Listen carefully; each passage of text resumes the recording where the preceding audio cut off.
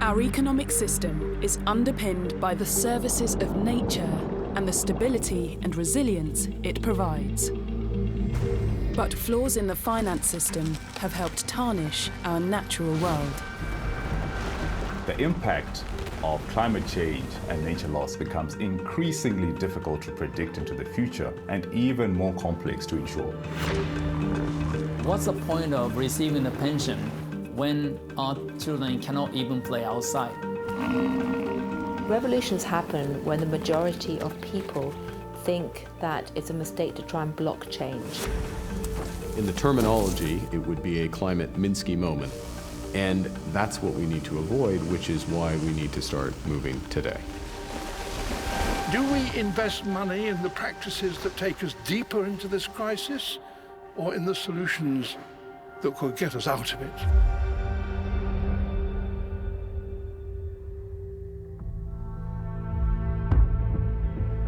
Our finance sector has unwittingly bankrolled the destruction of the very natural systems it relies upon. Since the Paris Accord was signed in 2015, banks globally have continued to invest $1.9 trillion into the fossil fuel industry, and that's despite knowing where that's leading and what the consequences are. The financial system is not doing a great job of distinguishing between good and bad growth. Putting ourselves on a trajectory to devastate the natural world and our way of life forever. But our future doesn't have to be this way. Our finance system needs systemic change. The financial sector is an enormously powerful and effective force and can be a force for good. No sector is better placed to drive the transition to a sustainable economy than the finance sector itself. The public needs you to take the lead and needs you to be brave. And building a better system can start now with 5 key actions.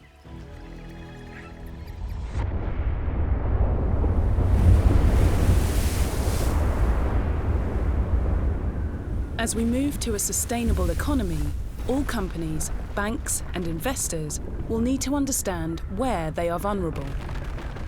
There's the physical risks. What will flooding, wildfires, and many other major events mean for the portfolios of banks? There's the reputational risk of not being seen to act on climate change or financing things that are creating other environmental or social consequences. As companies adapt to meet net zero targets, they will also face transitional risks. If we continue to downplay the scale of the transition across all economies around the world, then the adjustment, when it comes, will be much more severe. The biggest risk is inaction today.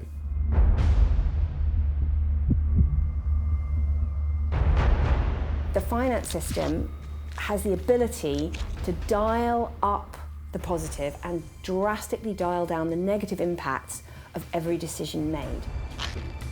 ESG, or environmental, social and governance reporting, should be the bare minimum for all companies. ESG is great, but it's quite narrowly conceived at the moment. We need to go much further. What we need is for financial institutions to demonstrate and report on how they are reducing their impact on the natural world. Those responsible companies that start accurately monitoring and reporting their impact and risks will thrive. Those that don't will be left behind.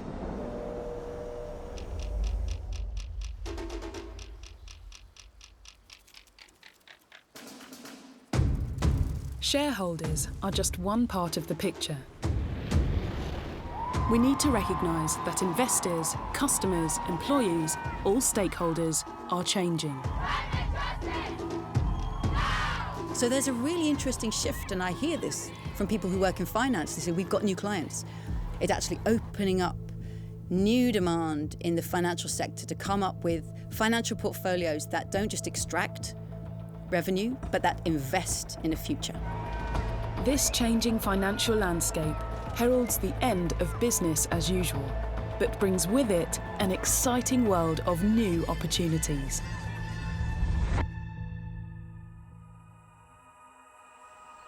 Achieving net zero requires a whole economy transition. Every company, every bank, insurer, investor will have to adjust their business models. But doing so could turn an existential risk into the greatest commercial opportunity of our time. The clean energy sector is already exploding. And the entire food sector is transforming too. Within a decade, alternative meat proteins are expected to grab over 10% of the 1.4 trillion meat market. Taking society and the environment into account in all our actions will soon be business critical. Fortunately for the finance sector, the opportunities and benefits to society are endless.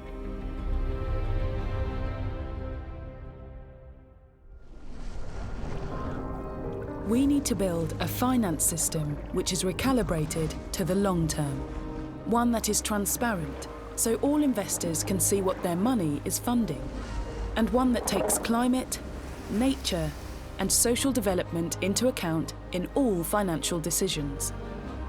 The finance sector plays a crucial role in the fight against climate change, but it cannot do it alone. We need a coordinated response across many sectors: government, energy, technology, the legislative and regulatory environment, bringing all these together to make a meaningful impact. The thing that gives me hope is that people are rethinking how capitalism should be structured at the top table. It's huge. And if they're successful, then we will live in a much more sustainable future.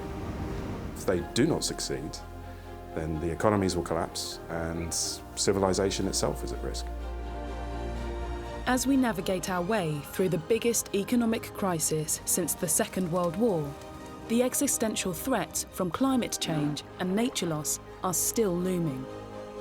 Now is the moment to reframe our idea of value and build a new system, one that will safeguard ourselves from future global shocks.